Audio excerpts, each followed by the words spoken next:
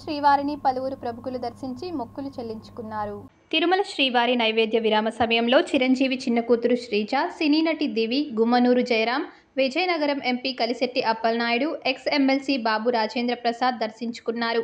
వీరికి రంగనాయక మండపంలో వేద పండితులు వేద ఆశీర్వచనాలు చేసి స్వామివారి తీర్థప్రసాదాలను అందించారు. అనంతరం వీరు ఆలయం వెలుపల మీడియాతో మాట్లాడారు.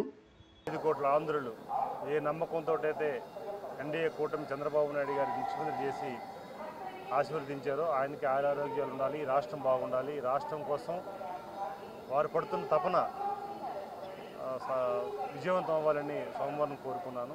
వచ్చే జనవరి నెల నుంచి మరలా జన్మభూమి 2 ప్రారంభిస్తున్నారు కాబట్టి ఆ జన్మభూమి సందర్భంగా గ్రామాలకి పూర్వవైభవం వచ్చి ఈ రాష్ట్రంలో ఉన్న 3,50,00,000 మంది గ్రామీణ ప్రజలు మరలా వాళ్ళకు కావాల్సిన కనీస సౌకర్యాలు పొంది వాళ్ళు ఆనందపడతారని చెప్పి ఆ గ్రామీణ ప్రజానికానికి అందరికీ కూడా ఆశీర్వచనాలు అందించాలని చెప్పి ఆ స్వామివారిని కోరుకోవటం జరిగింది.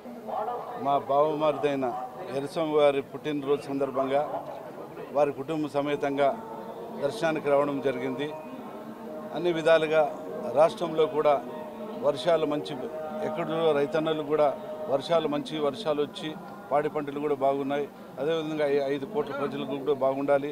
అదేవిధంగా ఈ రాష్ట్రాన్ని పాలించే మన ముఖ్యమంత్రి నారా చంద్రబాబు నాయుడు పెద్ద ఆయన కూడా ఆయన ఆరోగ్యాలతో ఉండాలని ఆ దేవుడిని కోరుకుంటూ సెలవు తీసుకుంటాం.